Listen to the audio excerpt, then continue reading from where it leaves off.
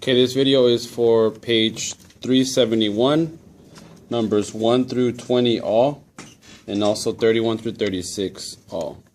So for number 1, it's asking you to solve using the addition method. In my class, you're not going to do the addition method.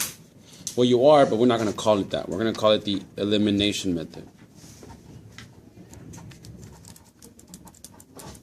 So whenever you see addition method on the book, it really refers to elimination method. And I'll explain to you guys on Friday why that's the case. Or Thursday if you're in my odd periods. So here you have a system, because it has two equations. The elimination method requires you to solve, meaning you have to get an ordered pair at the end. How do you get that ordered pair? You're going to combine these two lines, just like I'm about to do right now with these two. If you have x and x, if you combine them, they give you 2x. If you combine the y and the negative y, you get opposite, so they cancel out.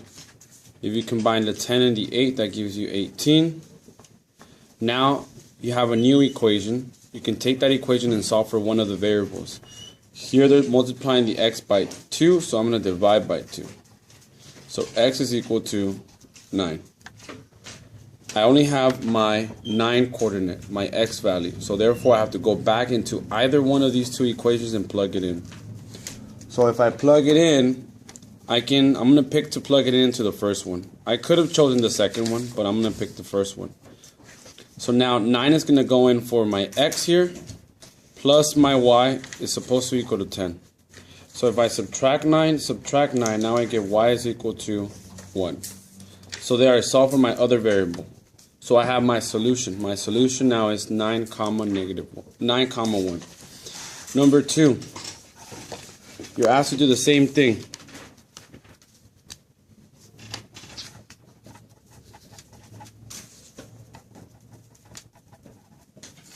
So we're going to combine these two lines. X plus x gives you 2x. Negative y plus y cancel out, so you can go ahead and set that equal to 7 plus 3, which is 10. If you divide both sides by 2, you get x is equal to 5. So now part of your answer is 5. You have to finish it by going back and plugging it into either one of these two. I'm going to plug it into the second one this time.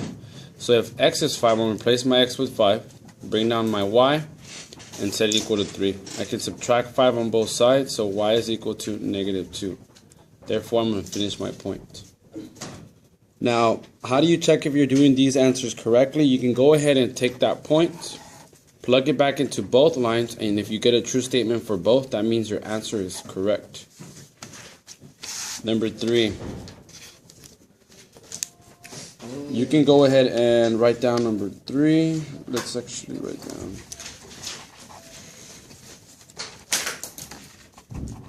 Now, this time we're going to combine these two and these two, but this time the x's cancel out.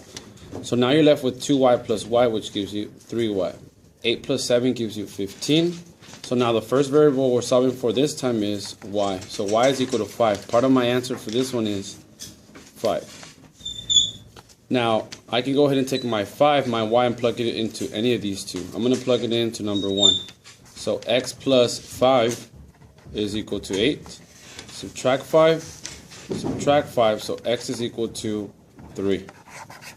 So my final answer is 3 comma 5. Now I'm going to go ahead and verify for this last problem so that we can go ahead and prove to you guys that this actually works. So I'm claiming that this is my answer, so I'm going to plug it into my first equation. So here's my first equation. So I'm going to plug in for x the 3, for the y the 5. Now 3 plus 5 is 8, so you get a true statement for the first equation. Now let's plug it into the second one.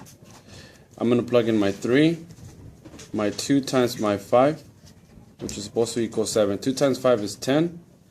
Negative 1 times 3 is negative 3. If you owe me 3 and you have 10, then you now have 7. So this is another true statement. This is how you check your answer. Notice we got 2 true statements, therefore this is a solution.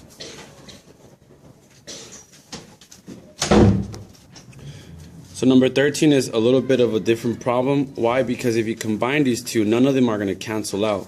So therefore, we're going to go ahead and make a new line. So far, we have a negative x minus a y is equal to 8, and 2x minus y is equal to negative 1. I can do this. I can multiply the top line by 2. So that means I can create a new line. 2 times the negative x is negative 2x. 2 times the negative y is negative 2y. And 2 times an 8 is now 16. So therefore, my new line is this. Now I can combine my second line with my new line and cancel out one of the variables. Here are two variables that cancel out because 2x minus 2x cancel. If you owe me 1y and you owe me 2y, then you owe me 3y. If you owe me 1 and you have 16, then you have 15 left over. Now you can divide both sides by negative 3. This allows you to solve for y. So y is equal to negative 5. My first part is negative 5. Now I can go ahead and plug in my negative 5 into any of the two original equations. So if I plug it in the first one, I think it's easier because they're smaller numbers. So let's go ahead and plug it into the first one. Negative x minus a minus 5 is equal to 8. So here, two negatives make a positive. Now you can subtract both sides by 5. So 8 minus 5 gives you 3. Bring down your negative x. You can't leave the negative x alone, so you have to remember that there's a negative 1 in front. Divide both sides by negative 1. So x is equal to negative 3. So you go back and finish your answer. You can go ahead and check if your answer is correct by plugging it into both equations. So if you get a true statement, therefore your answer, your solution is correct. So negative 3 comma negative 5 is a solution to the system.